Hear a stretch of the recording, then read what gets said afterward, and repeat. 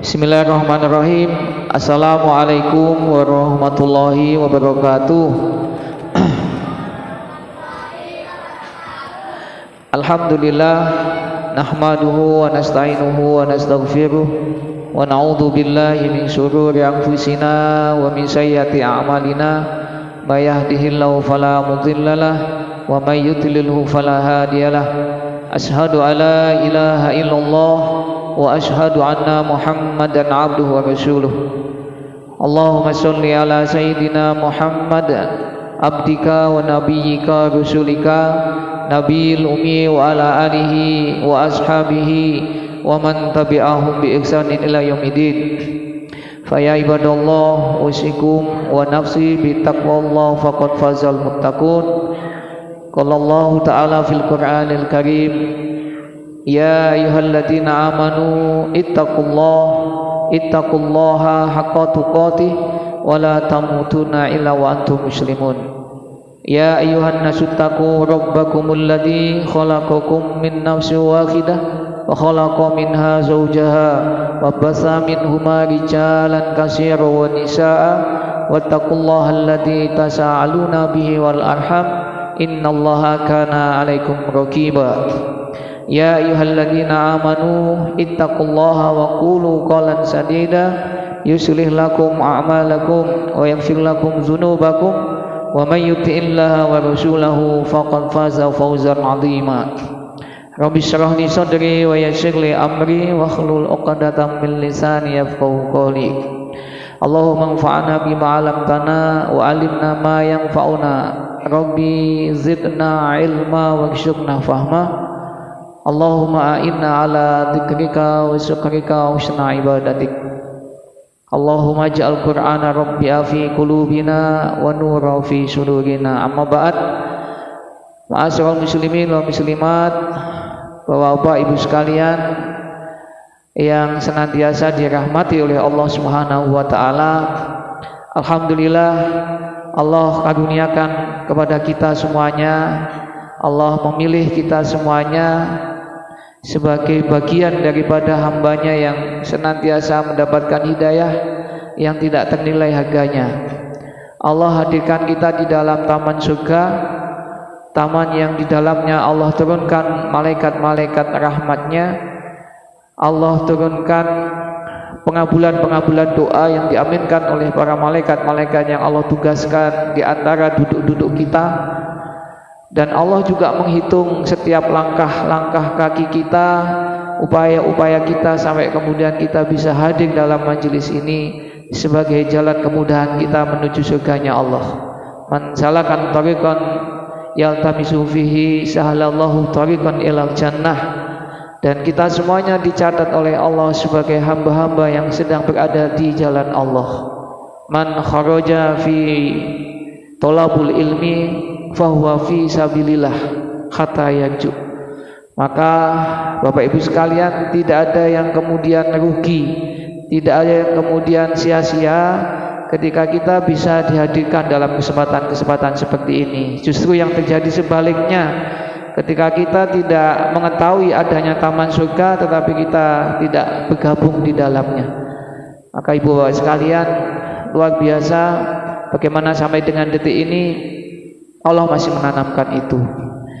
Yang kedua, sholawat serta salam semoga tetap terlimpah kepada junjungan kita, uswah hasanah kita, Rasulullah Muhammad sallallahu alaihi wasallam, juga kepada keluarga beliau, sahabatnya, tabi'in, ittabi'ut tabi'in, dan kita semuanya yang hadir di sini senantiasa berharap mudah-mudahan terus dikaruniai istiqomah mengikuti jalan-jalannya. Mudah-mudahan nanti insyaallah kita semuanya termasuk bagian umatnya yang insyaallah dijemput oleh Rasulullah sallallahu alaihi wasallam di Telaga Kautsar. Yang insyaallah itulah cita-cita kita semuanya, ketika kita bisa bersanding bersama dengan Rasulullah di surganya Allah.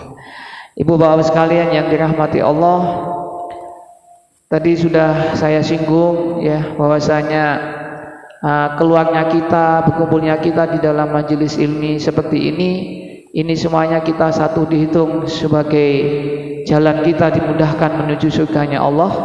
Yang kedua, bagaimana kita sesungguhnya sedang menjalani sebuah perjalanan di jalan Allah, sedang berjihad fi sabilillah. Maka ibu bapak sekalian, perlu kita ketahui ketika kita sedang berkomitmen untuk di ranah keilmuan, maka jumhur ulama sepakat ya, ada 3 ilmu yang harus wajib kita pelajari, yang harus kita ketahui sebelum ilmu-ilmu yang lainnya. 3 ilmu itu jumhur ulama sepakat yang pertama adalah tentang akidah dan tauhid. Kenapa akidah dan tauhid?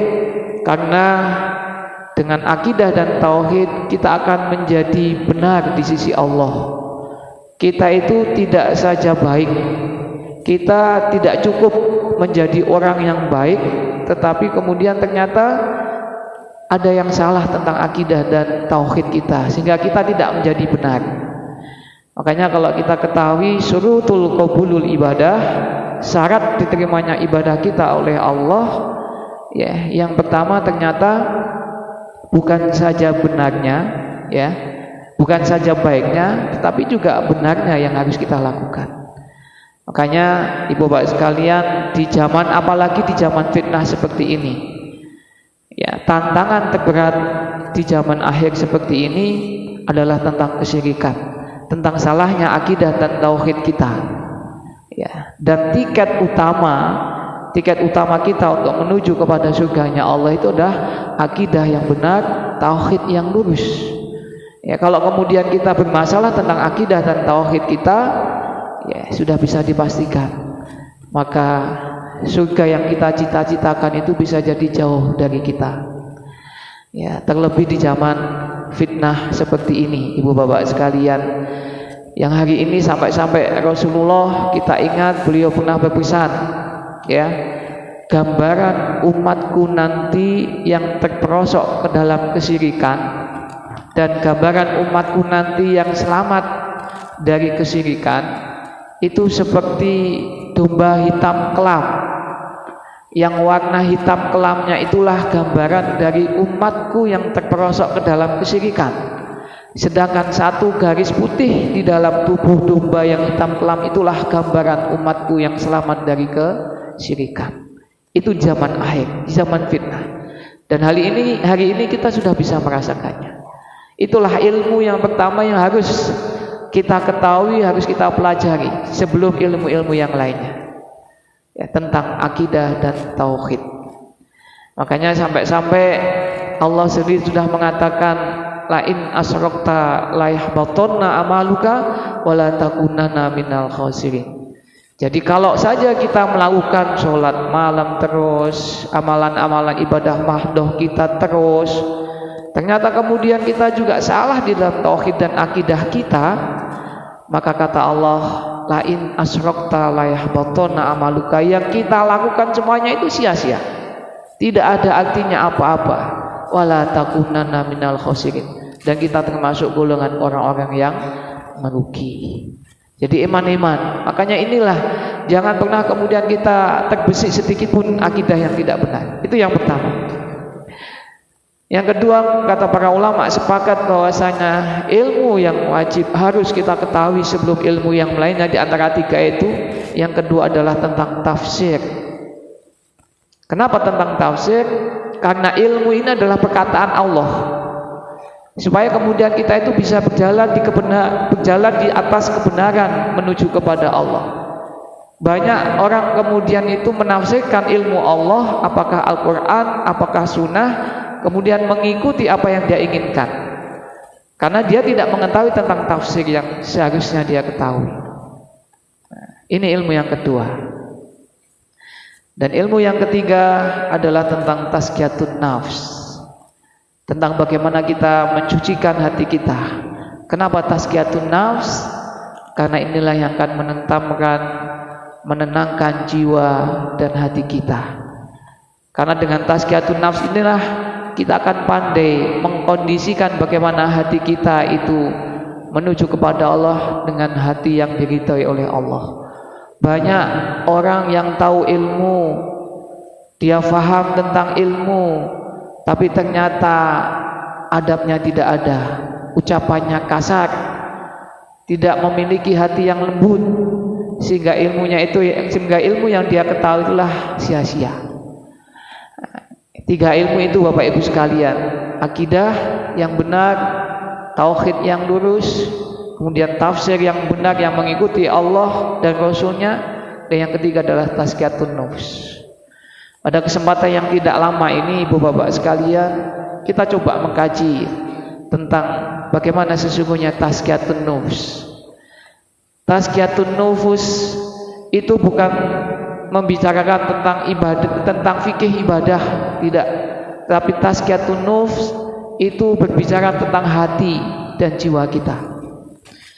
Ya, kalau kita ingat bagaimana sampai Allah Subhanahu wa taala mengingatkan tentang kesempitan hidup di dalam surat Toha ayat 124, dan bagaimana Allah menjelaskan tentang kebahagiaan hidup, kelapangan hidup di dalam surat An-Nahl ayat 97. Allah di sana mengatakan disebut dengan sempitnya hidup, ya. Ketika di dalam surat Toha 124 itu Allah mengatakan man a'rado an dzikrika fa inna lahu ma'isyatan dunka wa nahsyuruhu yaumal qiyamati a'ma.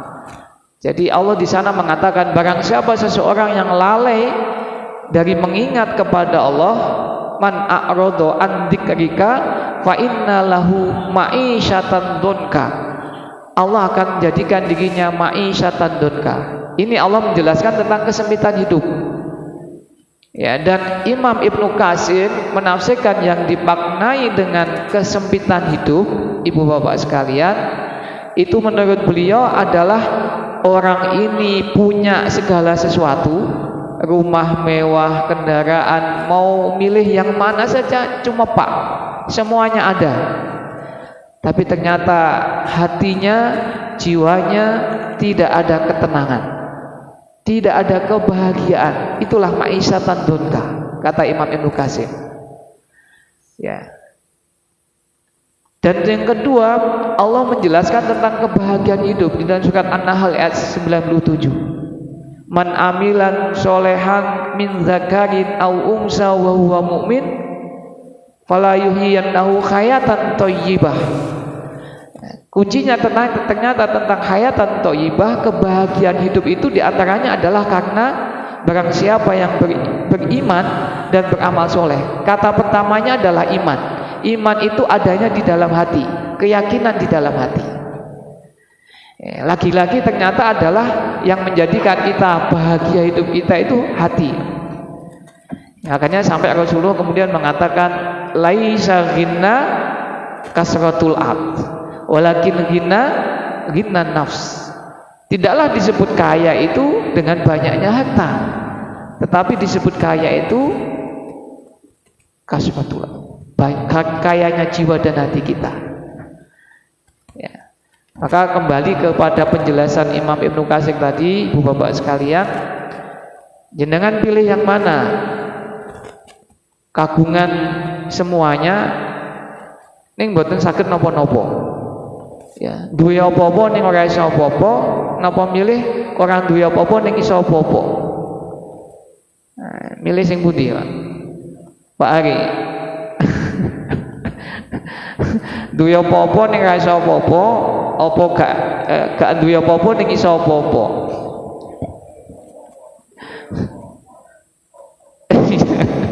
Ning iku mboten enten pilihan ya, Pak.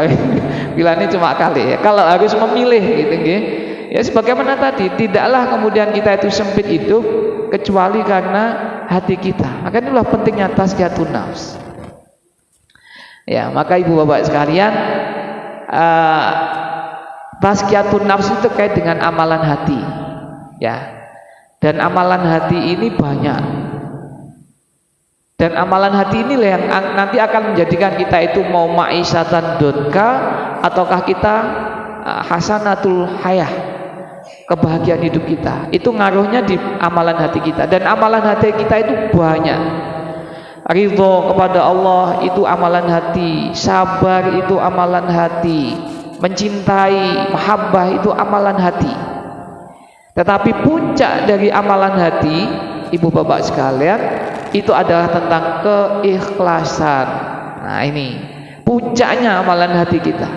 Kalau mau berbicara tentang ilmu tazkiyatun nufs, itu banyak sekali. Bagaimana kita harus ridho, bagaimana kita harus sabar, bagaimana kita harus mahabbah. Tetapi puncaknya ternyata adalah keikhlasan. Maka ibu bapak sekalian, sebelum kemudian kita berbicara tentang definisi ikhlas, kita harus sepakat dulu ibu bapak sekalian. Ada 2 poin yang harus kita sepakati ketika kita itu mau mendefinisikan tentang ikhlas.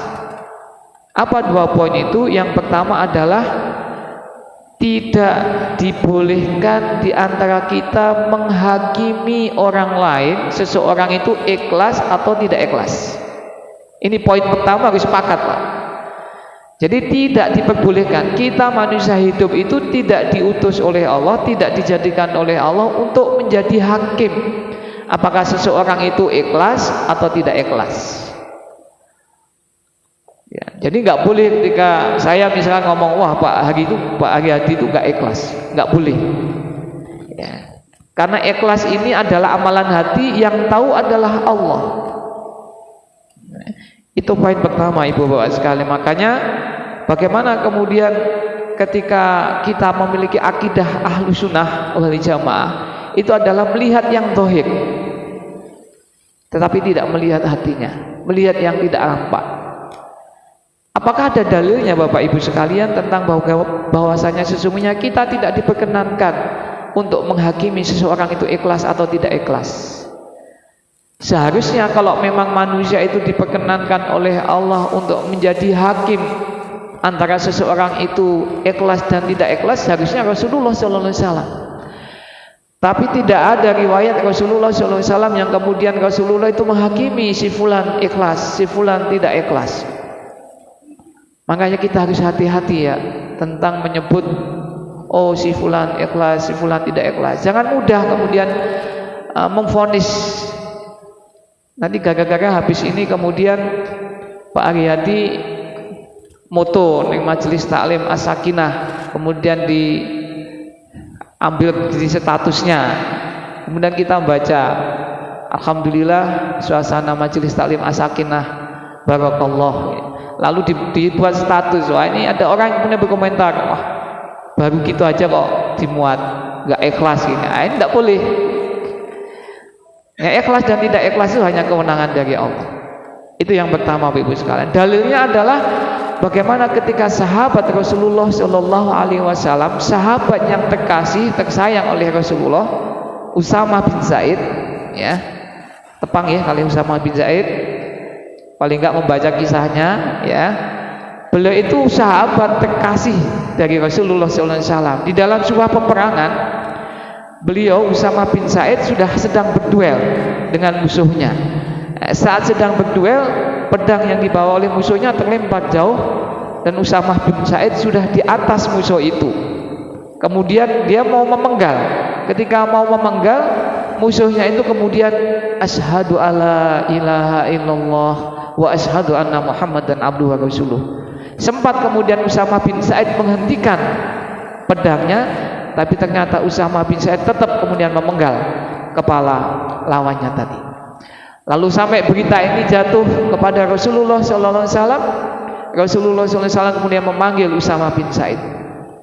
Wahai sahabatku terkasih tersayang Usamah bin Zaid, kenapa engkau memenggal seseorang yang sudah bersyahadat kepada Allah dan Rasulnya?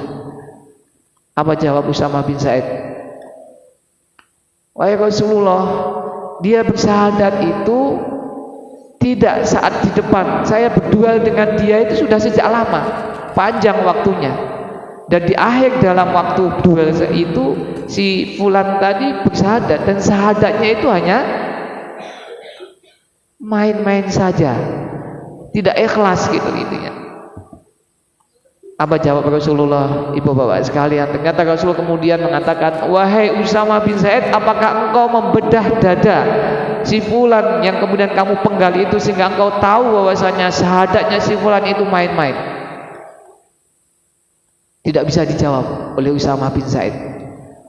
Maka kemudian Rasulullah mengatakan, wahai Usama bin Zaid, engkau telah membunuh seseorang tanpa sengaja, karena engkau tidak tahu, maka engkau saya kasih hukuman membayar had dengan memberikan 100 ekor unta.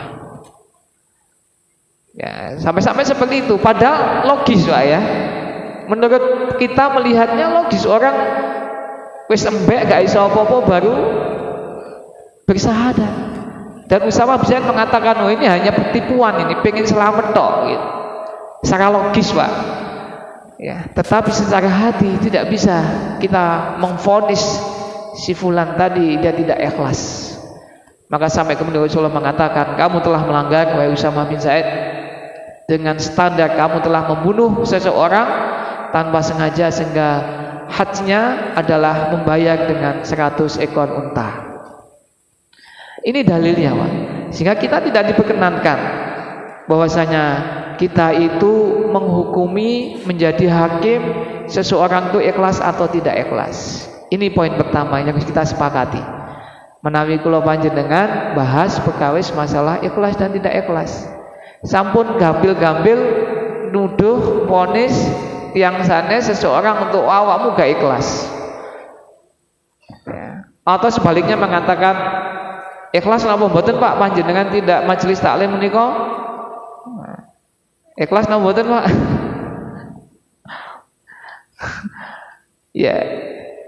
Makanya dulu pernah kita katakan, al-ikhlasu bahwa akbar. Jadi perkara masalah ikhlas itu perkara berat, perkara besar. Sehingga masalah ikhlas ketika ditanya, ya tidak usah kita menjawab ikhlas atau tidak ikhlas, kita serahkan kepada Allah Subhanahu wa taala. Makanya Ibu Bapak sekalian, bagaimana ketika kita itu mengetahui seseorang, ya, baik mungkin kita melihat ada status seseorang yang masang fotonya di depan pintu Ka'bah, ya, alhamdulillah, barokah, ya hanya ucapkan saja amin, alhamdulillah, selesai. Tidak usah nambah komentar yang lain. Oh, si fulan baru umroh sekali saja sudah gayanya tidak karuan, ya, dan macam-macam. Dan tidak usah banyak dikomentari. Makalah baca, lihat dengan kacamata kita yang bening. Sehingga dengan kacamata yang bening kita memandang seseorang dengan baik, insya Allah kita pun juga akan dipandang sebaliknya oleh orang lain dengan baik juga. Maka ada kaidah pribadi, salah memaklumi itu lebih baik daripada salah memvonis. Kalau kita memaklumi, oh si fulan itu baik, kalaupun itu salah, itu lebih baik daripada kita memvonis, oh si fulan itu seperti ini, seperti itu. Ya. Itu yang pertama, harus kita sepakati. Yang kedua, kita juga harus sepakati bahwasanya kalau kita itu beramal untuk tujuan mendapatkan surga, itu bagian dari keikhlasan. Ya, saya ulangi, kalau kita beramal, apapun amal kita, dan kemudian kita meniatkan dengan amal itu untuk mendapatkan surga, itu bagian dari keikhlasan. Kenapa Bapak Ibu sekalian ini perlu kita sampaikan? Ternyata ada, ya, beberapa faham itu yang mengatakan kalau beramal jangan diniatkan untuk surga, itu enggak ikhlas. Ada yang berfaham seperti itu. Saya enggak apa-apa masuk neraka asalkan Allah gitu. Sampai bingung Pak kayak gini. Ya. Masuk neraka pun enggak apa-apa asalkan Allah gitu. Sampai seperti itu. Alasannya ya ketika kita beramal kemudian kita menginginkan surga, maka itu bagian dari ketidakikhlasan.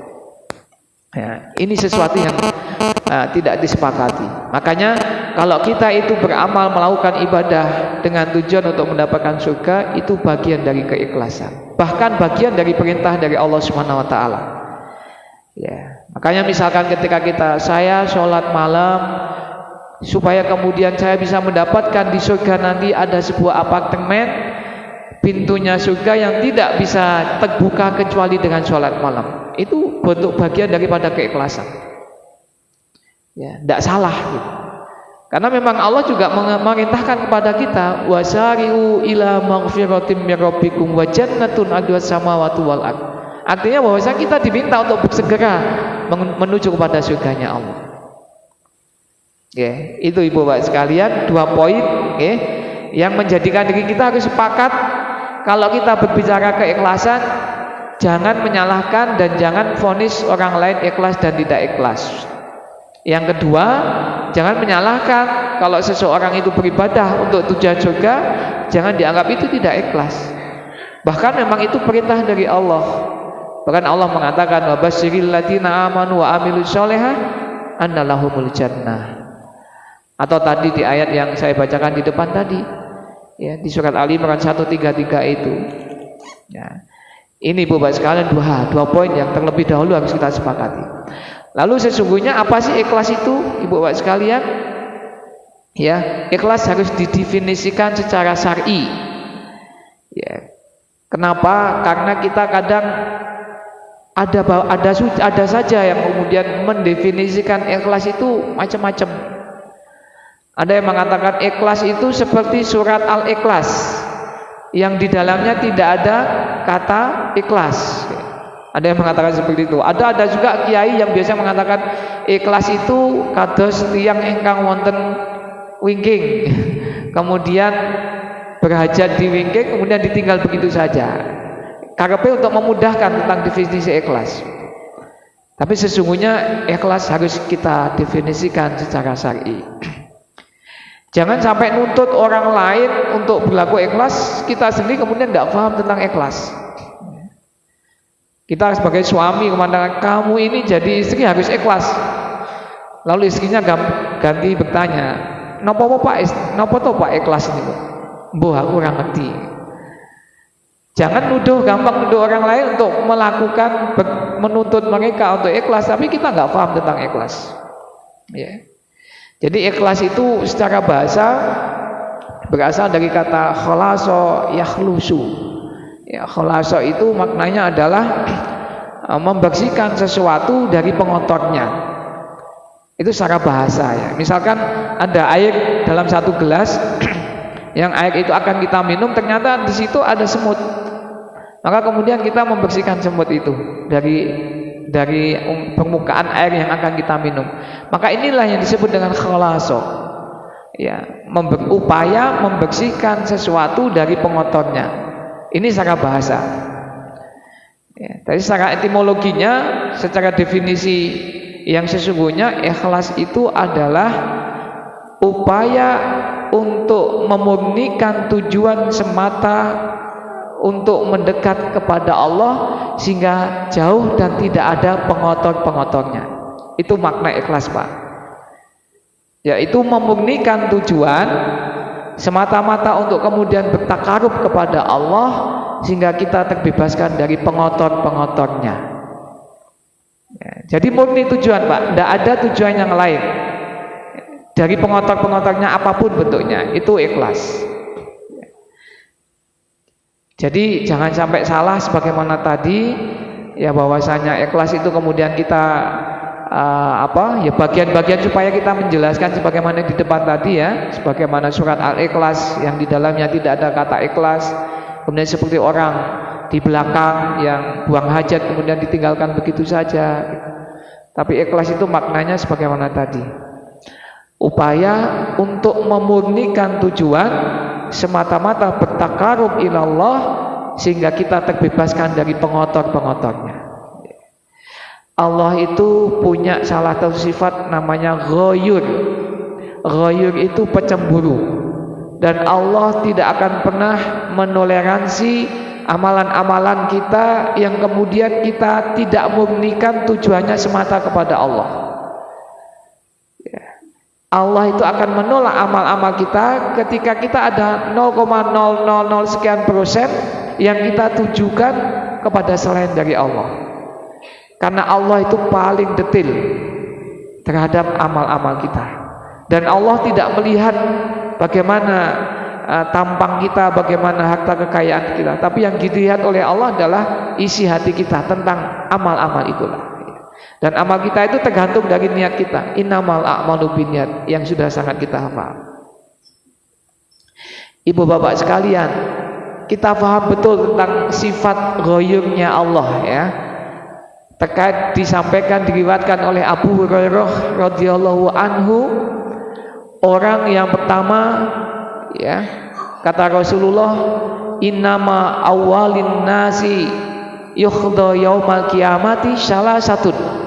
Sesungguhnya orang yang pertama sekali dimasukkan ke nerakanya Allah itu bukan pezina, bukan pembunuh, bukan orang yang peminum khamar, tapi orang yang pertama sekali dimasukkan oleh Allah sebelum penghuni-penghuni neraka yang lainnya adalah ada 3, salah satu.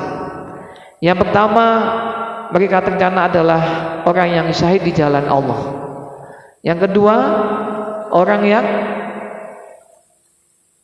tu'alimunal kitab wa bima kuntum tu'alimunal kitab, orang yang mengajarkan dan belajar. Dan yang ketiga, orang yang banyak sedekahnya. Innama awwalun nasi yukhda yaumal qiyamati salah satu. Jadi ternyata orang yang masuk di neraka pertama sekali sebelum yang lainnya, ini diriwayatkan oleh Abu Hurairah radhiyallahu anhu. Abu Hurairah itu meriwayatkan hadis ribuan, Pak. Beliau biasa-biasa saja tentang meriwayatkan hadisnya, tetapi ketika meriwayatkan hadis ini, ya innama awwalun nasi yukhda yaumal qiyamati salah satu tadi, Abu Hurairah itu sampai pingsan 3 kali ketika menyampaikan meriwayatkan hadis itu kepada sahabatnya yang lain. Ya. Lalu kemudian ketika kita menyampaikan kok enggak pingsan, itu berarti kita lebih baik atau enggak dengan Abu Hurairah? Abu Hurairah menyampaikan hadis ini karena saking takutnya, Pak. Jadi orang yang pertama sekali dimasukkan oleh Allah di nerakanya Allah itu bukan pembunuh, bukan pezina, bukan orang yang peminum khamr, tapi apa? Syahid di jalan Allah, syahid di jalan Allah. Yang kedua, orang yang belajar dan mengajarkan ilmu. Dan yang ketiga, orang yang banyak sedekahnya.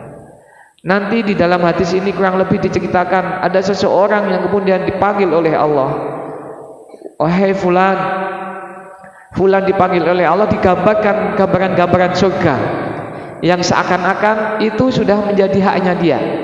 Lalu Allah mengatakan, ya fulan, kamu ketika hidup di dunia aku beri tentang nikmat kesehatan, nikmat kekuatan fisik. Kamu gunakan untuk apa nikmat sehat, nikmat kuat fisik itu? Maka si fulan tadi mengatakan, ya Allah, sebagaimana engkau tahu, aku semua itu gunakan untuk berjihad di jalan Allah, membela agamamu. Allah kemudian mengatakan, untuk siapa kamu lakukan itu semuanya? Si fulan tadi mengatakan, fika ya Allah, untukmu ya Allah. Maka Allah kemudian menjawab, kadabta, engkau dusta, engkau bohong. Ya, satu hikmah yang bisa kita ambil ibu bapak sekalian, kalau nanti sampai kemudian ada seseorang didebat oleh Allah ketika sedang dikumpulkan di yaumul mahsyar, kemudian disidang oleh Allah, didebat oleh Allah, maka itu tanda-tanda dia akan tidak mendapatkan kebahagiaan. Ujung-ujungnya adalah neraka. Sama sebagaimana tadi seorang fulan dipanggil, diceritakan oleh Allah nikmat-nikmat kehidupan di dunia, ditanya oleh Allah untuk apa, dijawab untuk berjihad di jalan Allah, membela agama Allah. Ternyata Allah mendebat, kadabta, engkau bohong. Engkau gunakan berjuang di jalan Allah itu bukan karena engkau untuk kemudian mendapatkan ridhoku, tapi karena engkau ingin disebut sebagai seorang pemberani, ingin disebut seorang yang berjuang di jalan Allah, dan itu sudah engkau dapatkan. Maka ya malaikat, seret orang ini, kepala di bawah, kaki di atas, lempar ke neraka. Demikian juga dengan yang kedua dan ketiga, Bapak Ibu sekalian, yaitu orang yang banyak mengajarkan ilmu dan belajar tentang ilmu, membaca Al-Quran, qiraatnya gitu. Tapi ternyata sama didebat lagi oleh Allah Subhanahu wa taala, kadabta, engkau ngaji, suaramu apik, supaya engkau dikenal sebagai orang yang bagus suaranya, sebagai qira', sebagai qari yang luar biasa, dan supaya engkau disebut sebagai seorang ustadz, seorang kiai, seorang ulama. Dan ternyata itu telah engkau dapatkan di dunia. Maka kemudian ya malaikat, seret orang ini, kepala di bawah, kaki di atas, lempar ke nerakanya Allah. Dan yang ketiga sama, orang yang banyak sedekahnya, orang yang banyak memberikan infaknya, sama ditanya oleh Allah, ujung-ujungnya kembali Allah mengatakan kadabta, engkau dusta, engkau bohong, engkau melakukan itu semuanya supaya engkau pengen disebut orang yang dermawan, orang yang suka berinfak, orang yang suka bersedekah, dan itu sudah kau dapatkan. Maka ya malaikat seret orang ini, lempar ke nerakanya. Ini Pak dalilnya Pak. Ya, ternyata Allah itu pencemburu. Jadi tidak saja kemudian amal kita ditolak. Kalau hanya ditolak selesai Pak. Tapi sudah tidak diterima amal kita, justru kemudian menjadi penghuni neraka yang pertama sekali sebelum penghuni-penghuni neraka yang lainnya memasukinya. Padahal jihad fisabilillah, tolabul ilmi, mengajarkan dan belajar Al-Quran, bersedekah itu puncak amal Islam. Amal puncak di dalam agama kita. Tapi justru kemudian yang dia dapatkan adalah nerakanya Allah. Dan yang pertama kali bisa. Apa sebabnya Bapak Ibu sekalian? Karena tujuan yang tidak murni untuk bertakarub ilallah tadi. Ya, ini yang harus hati-hati Bapak sekalian, ya. Makanya Allah itu yang dilihat pertama sekali terhadap amal kita, ya niat tadi ya. Dan Allah itu tidak melihat yang lainnya kecuali hati ini yang dilihat oleh Allah ya. Innallaha la yanzuru ila suwarikum wa amwalikum walakin yanzuru ila qulubikum wa amalikum. Ya, dari sini kita sudah bisa paham. Kurang lebih paling tidak bagaimana kita bisa betul-betul menjaga. Makanya perkara tentang ikhlas itu kalau kajiannya ustadz-ustadz itu dalam bukunya ada seorang ustadz yang mengaji pertemuan pertama bahasanya apa? Niat. Pertemuan kedua nanti apa lagi bahasanya? Niat. Pertemuan ketiga apa lagi bahasanya? Niat. Nggak akan habis-habisnya Pak membahasnya karena panjang sekali dan sangat penting. Makanya senantiasa kita diperintahkan oleh Allah untuk tajdidun niat, untuk memperbaiki, menjaga niat kita. Karena niat kita itu di awal bismillahi tawakkaltu 'alallah la haula wala quwata illa billah. Saya besok mau puasa. Pagi ini saya makan sahur bismillah. Pagi mungkin masuk kerja masih bismillah semata-mata karena Allah. Dilalah pas wayai istirahat makan siang muncul bisikan dalam hati kita, kok gak enek koncoku sing ngajak makan siang ya. Nah, misalkan nanti ngajak aku makan siang tak jawabnya aku lek pas poso. Itu sudah ada bersitan atau enggak Pak? Ini kecil Pak, tapi ini kemudian yang akan menggesekkan niat kita yang kemudian menjadikan amal kita tidak diterima oleh Allah SWT. Ya, karena hati itu penting. Dan hati itu harganya mahal. Misalkan aja ya, sing masih bujang wonten napa nih? Mas Sofyan sudah enggak bujang nih. Misalkan aja kita ngejar-ngejar wanita untuk kemudian bisa menikah dengan kita. Wanita itu kita kejar, ngelak terus gitu Pak. Lalu karena mentok tidak ada jawaban lagi dari wanita itu. Sudah tidak ada lagi upaya saya untuk ngelak. Lalu jawabannya, engkau bisa mendapatkan aku, tapi engkau tidak pernah akan bisa mendapatkan hatiku. Kene nek jenengan dados katongi tetap jenengan kejar nomor boten Pak. Engkau bisa mendapatkan aku, tetapi engkau tidak akan pernah bisa mendapatkan hatiku. Tetap dilanjut nomor boten Pak. Ya, mahal Pak hati ini. Ya. Makanya amalan hati itu lebih penting Pak daripada amalan zahir. Ya. Sekali lagi amalan hati itu lebih penting daripada amalan zahir. Makanya banyak orang yang tampangnya biasa-biasa saja Pak. Beberapa waktu yang lalu kalau Bapak Ibu sekalian tahu ya ada semacam unggahan ya, seseorang yang datang di waktu sholat asar masuk masjid terekam CCTV, tampilan pakaiannya ya biasa-biasa saja, bahkan ya enggak nyunah lah gitu ya, ya biasa celana, dan sholatnya itu di sholat terakhir di shaf ketiga. Ada enggak Pak? Betul ya? Belum ya? Di shaf ketiga hampir sudah. Masya Allah, akbar, astagfirullah. Ya. Jadi artinya kuncinya orang yang datang di shaf ketiga pakainya biasa, ternyata dia kemudian meninggal dalam posisi sujud.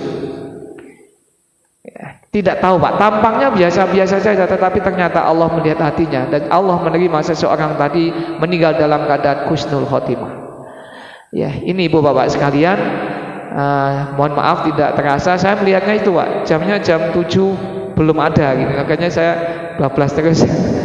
Pangapunten, jadi prinsipnya kurang lebih hati-hati, dan pengotornya tadi nyun pangapunten singkat saja ya, karena ikhlas itu adalah memurnikan setiap amal kita semata untuk satu tujuan, yaitu takarub ilallah, untuk menghindari pengotor-pengotornya. Apa pengotornya? Satu dunia, yang kedua riya.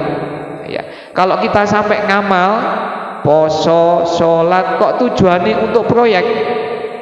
Ya, tujuannya saya sholat Pak, supaya sholat saya nanti proyek saya lancar. Ya sudah, proyek Allah berikan, tapi di akhirat dia akan mendapatkan amalan sholat. Itu dunia. Kalau riya, saya ingin mendapatkan pujian orang lain, penglihatan orang lain dengan sholat saya, dengan puasa saya, maka yang dia dapatkan ya pujian itu Pak. Tapi di akhirat nanti dia tidak mendapatkan apa-apa. Aku qouli ada, astagfirullah li wa lakum, wabillahi taufiq wal hidayah. Wassalamualaikum warahmatullahi wabarakatuh.